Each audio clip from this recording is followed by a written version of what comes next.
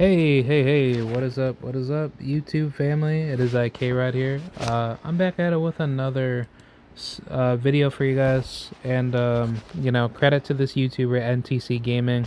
He plays a lot of Mortal Kombat Mugen gameplay. And for this game that you guys see right here, this is Mortal Kombat Collection 25. This is by Fware133. Definitely go check this guy out. I'm pretty sure he has like a whole bunch of links of many different games that are being posted about Mortal Kombat. So either way, if you guys want to check out some new games, I would highly suggest to check that guy out. So therefore, you can play some good Mortal Kombat content. So, all right, yeah, let's get right into it. We have a pretty good video for y'all today. And I'm going to give you guys some basically like some philosophy pep talk once again. I have like a pretty good video to discuss about basically some like economics, discussion politically, but this is about student loans in America. And I've pretty much made a good, clear, concise explanation of this with a particular YouTuber by the name of Libertarian Scotty. Yeah, Libertarian Views Scotty M, or AKA his name goes by Libertarian Scott or Scott McKelvey. Definitely go check him out. Very good YouTuber. And I wanted to kind of rehash off of a discussion that me and him once had, where we talked about just like the cost of like education per se, of like why education in the US specifically is like extremely expensive, and the destruction of student loans is actually just designed in a way where it's not even marketized to the point where you actually have like some sort of proper balance with affording school. Therefore, with government getting involved, it makes the cost of education far more harder. So therefore, when younger individuals that get duped into going to school, they end up thinking that, well, going to school is somehow okay. But the thing is that you're not really like providing yourself a greater benefit by taking out the loan and thinking that's going to give you a much bigger investment in return. So therefore, when people make the dumb claim to say, well, having a student loan, is a proper investment, because once you get the quote unquote degree, you'll be able to pay it off, and then everything will be satisfied from there on out. And I disagree with that, because when you even get to that point of even getting to your career, a lot of people that keep fear mongering over the fact to say, well, if nobody never went to school, then nobody would ever have any skill to get into what field that they want to do. So what makes you think that markets will ever want to hire anybody to teach them a skill? Therefore, it would be far more quote unquote expensive to teach people to know what they want to do with their career.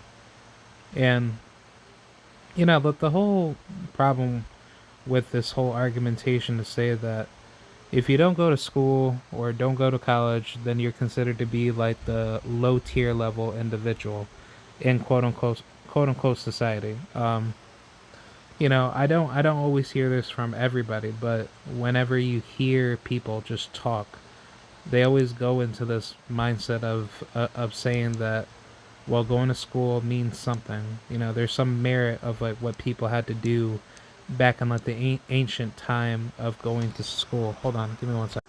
All right, I'm back. So yeah, like a lot of people like to use that argumentation to say that when you go to when you go to college, going to college is supposed to be designed to help individuals upskill their talents, so therefore they can become more marketable in the job market, which that's clearly not true.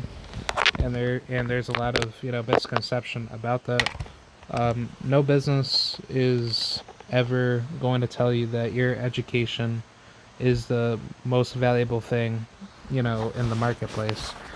What your education only gives you is to say that you have some knowledge in what you're talking about, but if that doesn't give you any particular work ethic to know what you want to do in that career, and you actually don't develop any working skills to get to where you're at, then pretty much what you're doing is that you're kind of failing yourself in that career because you don't know what you want to do with your career. Pretty much what the sad truth about it is when people even say that they want to get to a level of being successful, a lot of people usually end up just saying well, I want to do something in this career, but I don't know what I want to do.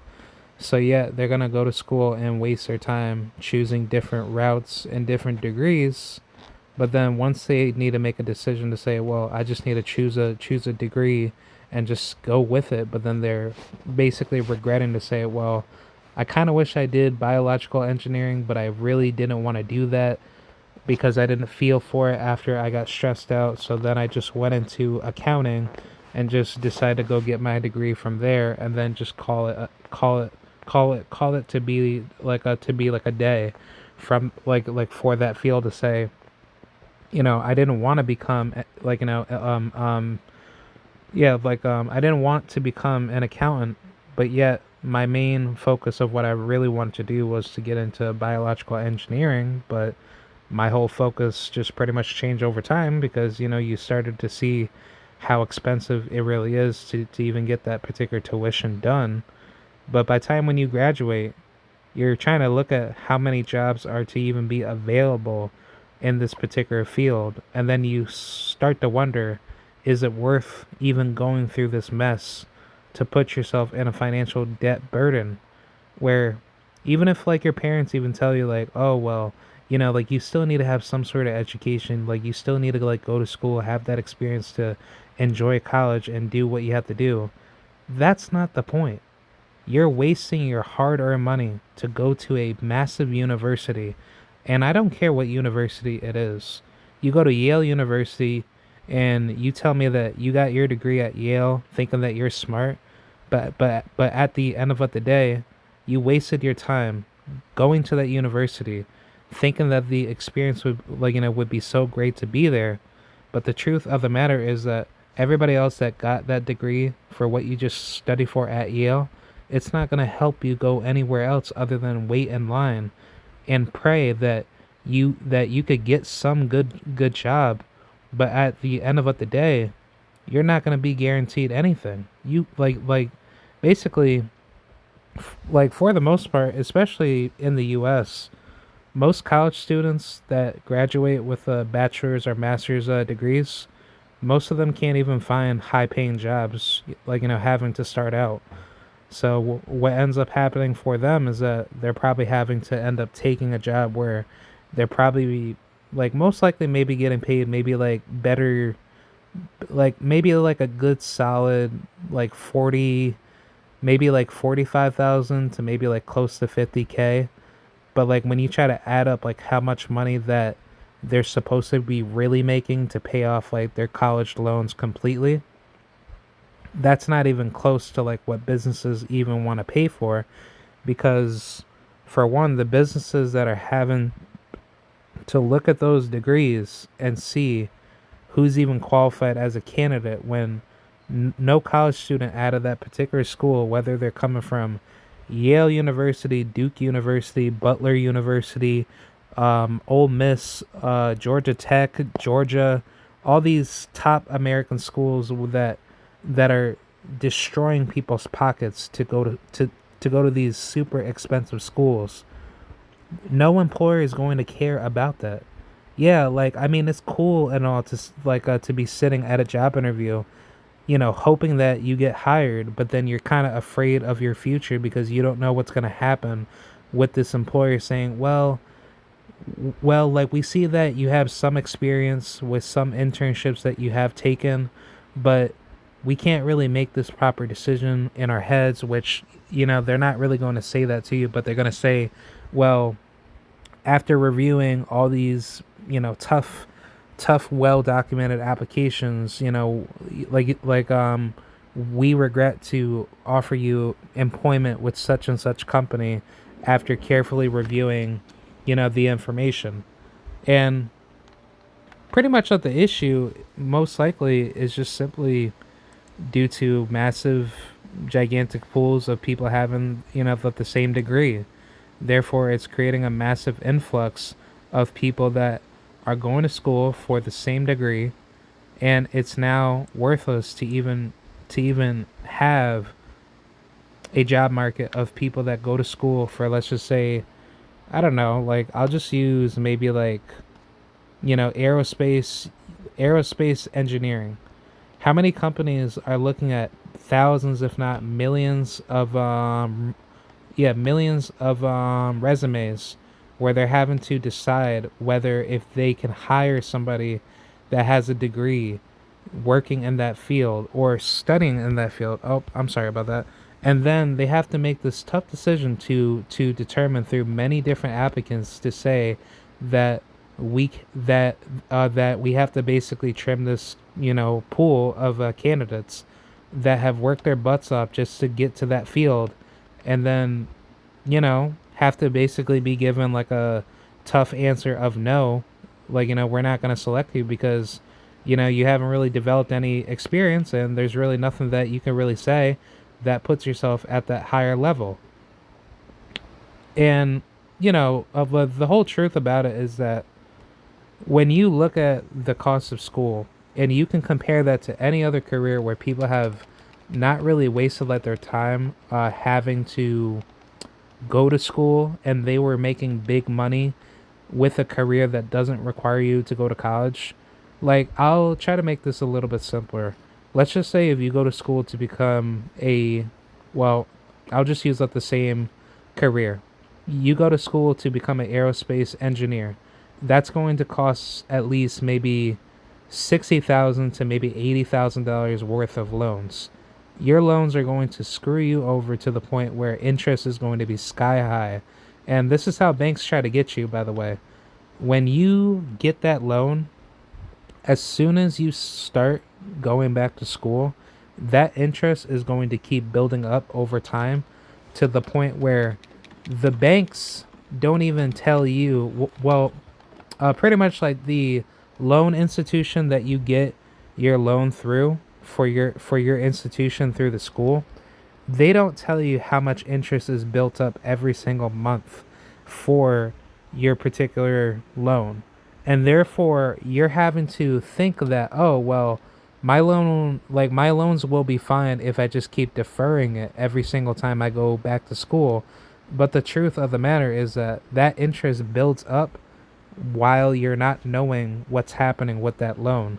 So the money that you should be having to pay back for your loan, that should be the money that you should very well pay back. And, you know, like I'll just throw out like a number.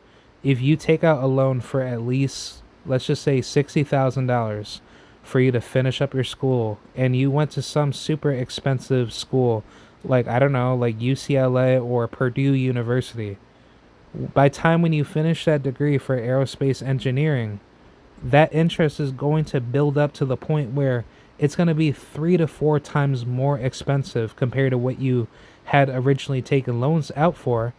And let's just say your loans are maybe like I'm going to probably go off on a long shot and just guess, due to like how interest can be built up depending whether if it's subsidized or unsubsidized. But those interest rates could very well be over maybe like 15 to 20% depending on how many loans that you take out. But when you do that, that interest rate is going to be big enough to the point where you're going to be like, wow, this was not the original price that I got out for a loan. But obviously, the government gets involved, and therefore they determine what interest rates are. So therefore, making those loans a lot more expensive to obtain, and to make it unsustainable for people to get their loans, effectively borrowed. So, let's just say the interest rate for, for the loan altogether like after your 4 years of school is to be up, or let's just say 6 years. Let's just say that you owe, an additional like $20,000 on top of it. Let's just say you owe altogether $80,000 worth of loans. By time when you get this loan to be repaid back, that loan is going to build up to the point where the interest rate is still going to keep growing, but you now have to make a massive payment plan structure in order to keep the interest rate low to the point where you're able to pay it off completely. And the problem is that most students in America, well, most college students in America most likely will not be getting a high paying job that's going to even pay them close to at least maybe like, I don't know, anywhere past 50,000 heading closer to, 100,000. So by time when they even try to look for a good job, they're having to like literally pray on their knees to even think they're going to be given a good opportunity from a good employer, because that employer is not even thinking about, oh well, these are all college students and I must have to equally hire as many good like good educated college students, even though that they don't have any experience. And then on top of that, they're having to take a risk onto you because they don't know how good of like a worker you'll be. But still, how does this make any sense? How does this contribute to a free market? And I should have brought this up with Scott, but I pretty much made like a good point to say that like in our live conversation, for those of you that are interested to check that out, please go check that out. Um, Between me and Libertarian Views, Scotty M. But when I discussed about you having a education, you going to a big top school at a college does not make you smart. You possessing the skills and developing your work ethic makes you a smart, educated man. Hold on, give me 1 second. Okay, I'm back. So basically, to kind of finalize off of this, your education starts with your character of who you are and how you build your skills as a individual to be at that level. Now, as far as how education could be far greater improved, um, for me personally, education should be decentralized and marketized, to the point where the state doesn't have any involvement into education, and the cost of education should be far cheaper to the point where colleges should never exist and markets should take the place of offering educational programs to purchase, into. So therefore, they can create more jobs for people that want to go for higher level positions through a company that can build people's skills over time to become more marketable. Like for instance, like Walmart, if they had the ability to offer education to the level of which, let's just say they want to hire more people to Walmart, but let's just say they need more, mechanical engineers for their trucks. Do you really need to go to school to learn how to take apart, a truck and to become to become a automotive mechanical engineer?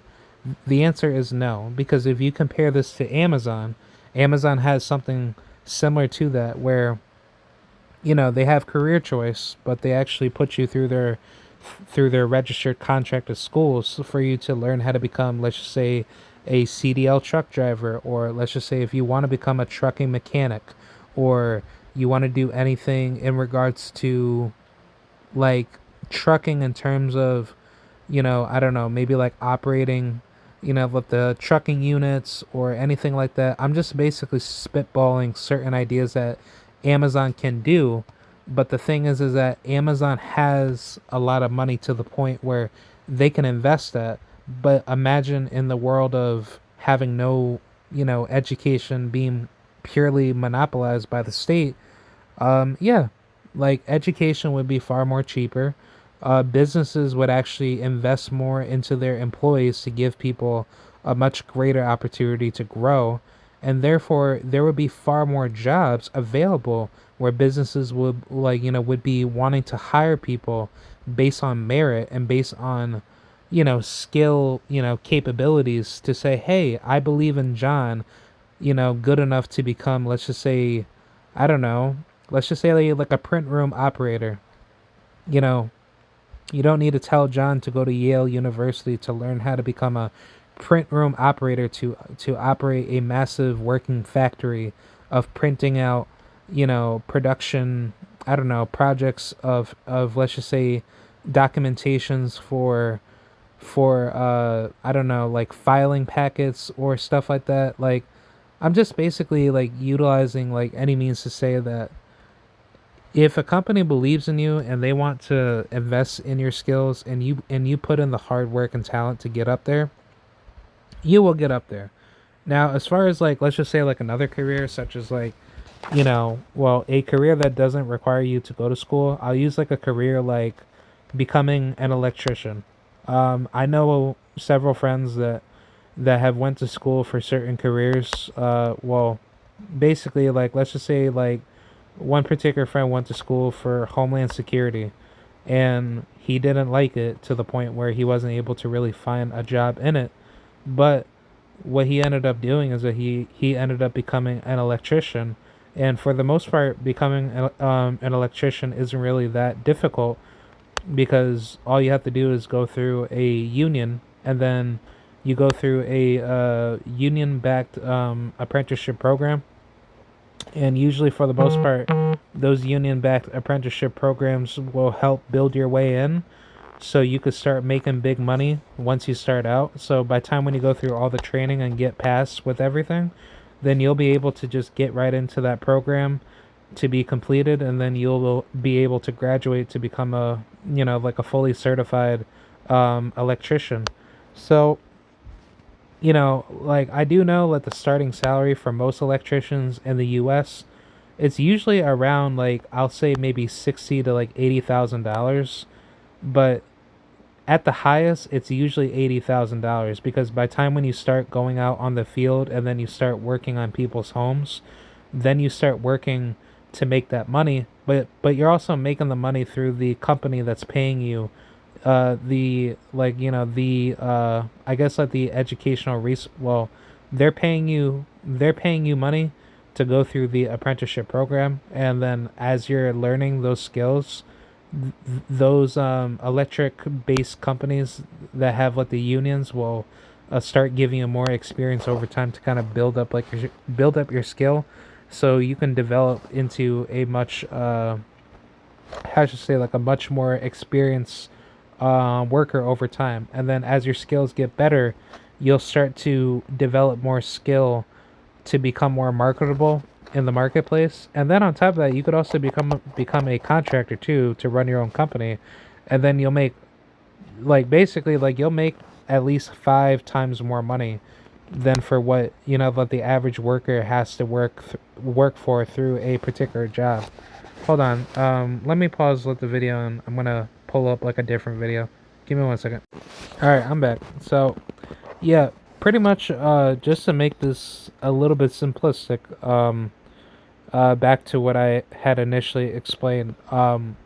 Electricians don't have to waste time to go to school, as companies have, the income and the financial resources to teach you how to become an electrician through apprenticeship programs, and then also through very and like I know some government institutions do offer electrician apprenticeship programs.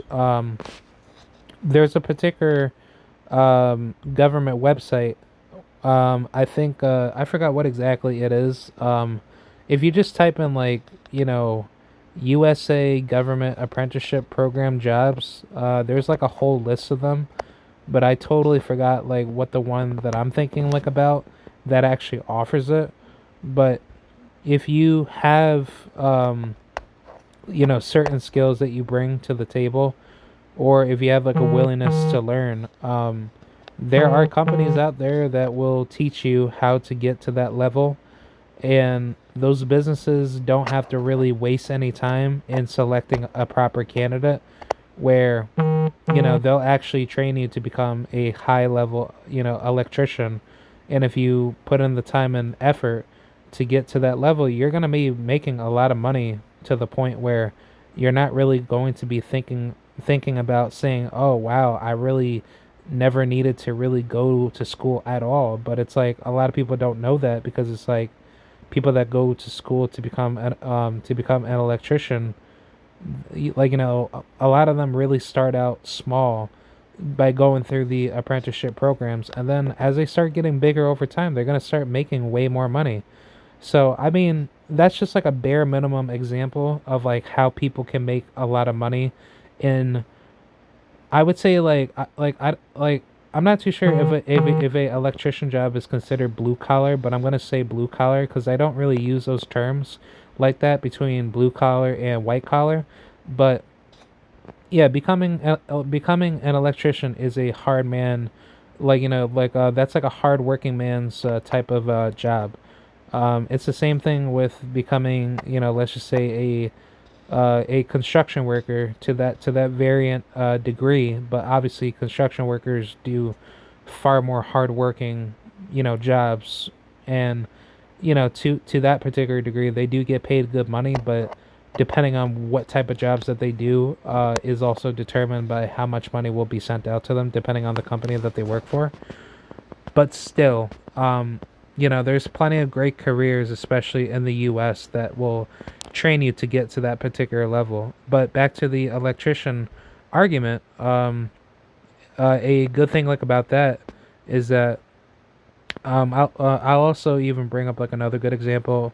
In like basically like where I'm at in the state of New York, I do know that New York does offer government programs in terms of, like offering positions for apprenticeship programs for becoming an electrician.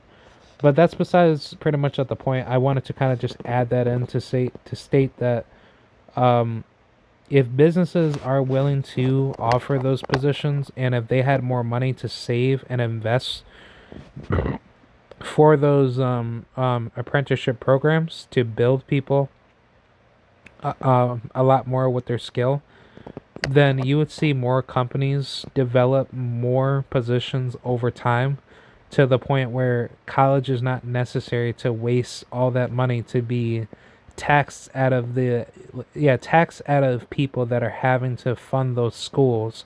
And then on top of that, central banks are connected with the government, to the point where central banks are getting involved within education to fool young kids in getting loans taken out at a young age.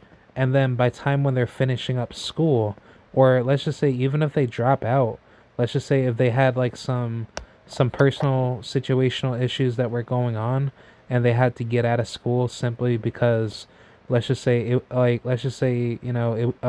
was like a medical issue or anything like that, that's still like a massive burden onto them, and therefore they have to deal with that for the rest of their life, or as long as they have to pay off those loans to make sure everything is basically covered.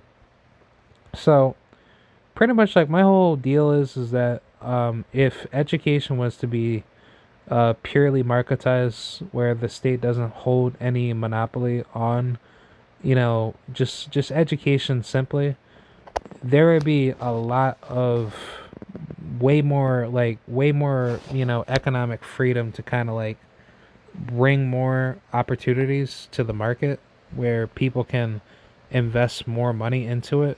But on top of that, like, businesses would not be strangled by government institutions that basically revolve around the Department of Education, where it's far more difficult to even have a education in the first place. Because if you even think about it, even at the high school level, like, think about it with your son or daughter that you are putting themselves into school right now. That son and daughter that you put into school to waste 18 years worth of their life going to government educations, like, high school, and, well, basically from kindergarten all the way up until high school. Hold on, give me 1 second. Yeah. Yep, I'm back. So yeah, like, you're having to put your child through all that schooling, and then by time when they are done, it's already bad enough to the point where, you know, you don't know like where their education will go, and it's quite uncertain because for all the education that they're getting, they're not really, excelling their skill to the point where they should be at a much higher level to get to where they should be. But in reality, they are really not, increasing their skill to become more marketable to the workforce. And I do know that certain states, especially like New York, they have like the BOCES program, which is pretty much like a trade school type of program to try to teach kids how to learn other skills, so therefore they could be more marketable to go for bigger level jobs. But I would like to see something like that to be like obviously marketized where kids can actually get to a career that they actually enjoy doing, but by time when they're done with high school they already have like a good high paying job that can actually build their skills over time, and then they don't have to be like putting themselves in a much harder position to be like, well, I wasn't really making any money back in high school or back in middle school, to the point where if your child's having to only go into work, at the age of 17, but they were really not learning any skills, like they're only getting like low level jobs that are only paying them less than like, let's just say, I don't know, I'm going to say maybe like less than I don't even like to use like minimum wage, level wages, but maybe like 7.25, or maybe like at the most maybe like working, I don't know, maybe like some little like restaurant job that's going to pay them at least maybe like, I don't know, maybe 13 to $14. I mean, getting paid something like that is obviously terrible and horrible, but it's like, like a stuff like that does happen, and that particular reality is very well true within certain jobs that young kids go through. And I mean, I've been there before, and there's no shame in like getting money to start out, because that teaches you how to become, independent. But the thing is that if you could like take that child from, let's just say, like a young age where they're coming into like their middle school years at like 12 or 13, to like teach them how to become, let's just say, I don't know, like teach them how to become an electrician, or teach them how to how to become, I don't know, let's just say like a file clerk, I don't know, file clerk claims like adjuster or something like that. Teach them business. If you teach children stuff like that, you would have far more educated, entrepreneurs, where children could actually get to that level of knowing what they want to do with their career. So, like my whole my whole argumentation is to state that if education was to not be held by the state anymore, and therefore markets can do it better, then I would put my money down for businesses that could actually give me the opportunity to actually, you know, put my money for a very good, educated, school program where I can vote with my dollar, and that money is going to go towards, my kids, education future, where they're going to start making good money in their career field, and they can actually, yeah, they can actually like achieve their goals and their dreams to actually be more successful faster. Because I do get it, there are people out there that go through like really tough financial hardships to even get their kids into school, but that's obviously due to pretty much for the most part a wide multitude of like government, state, like a state intrusion that's causing a lot of, economic factors of like people even saying like, well, I'm poor and how does that help me out? And the truth is that your money that's being taken away from you to live in a poor neighborhood, where all that tax money that's being taken away, if you were to keep most of that and you were able to use that money for a better investment, for better educational programs for children to go to good schools that are going to teach them skills and make them far more valuable into the into the job market, you know, pretty much it would create a much better long-term future for your kids to be more successful and get to that higher level of success. But yeah, that's pretty much what I have to say. I obviously have plenty of friends that like to disagree, but I think that's pretty disingenuous of people to even say stuff like that. But either way, I want to kind of state like my whole take on college loans, in general, because that really plays into like the whole connection between it, where you have plenty of people that think their careers of where they went to school for is going to pay off, and then they get caught into this massive trap into thinking that their school loans will be paid off eventually. But then as they start to age, more into that loan's going to creep up behind them as if it's a plague, and then that the money that they were supposed to get in their career doesn't not match the amount of payments that they have to pay back towards that loan. Therefore, it creates a much bigger financial burden to even think about even wanting to pay it off in full. Therefore, it's just not worth it. It's not worth it to the point where you just pretty much ask yourself, well, I went to UCLA and I thought everything was going to be fine. Like, I'll just kind of like put it off like this. If Carlos went to school for philosophy and he wasted all his best years going to school for philosophy for a degree for like I don't know, let's just say like a PhD, at I don't know, Harvard, UCLA, uh like I don't know, University of Potsdam. I don't know. But if you could think of any top school and compare that to someone that went to school through a apprenticeship program to become an electrician, and that electrician, by time when he finishes up his apprenticeship school, he's now going to be making up to at least $80,000. And once that time period of him developing his skill and understanding where his value is at in the job market, he's then going to start getting much bigger increases up to at least $200,000 or higher. Let's just say after he works maybe like 3 to 4 years or maybe 5 years on his particular job as a electrician.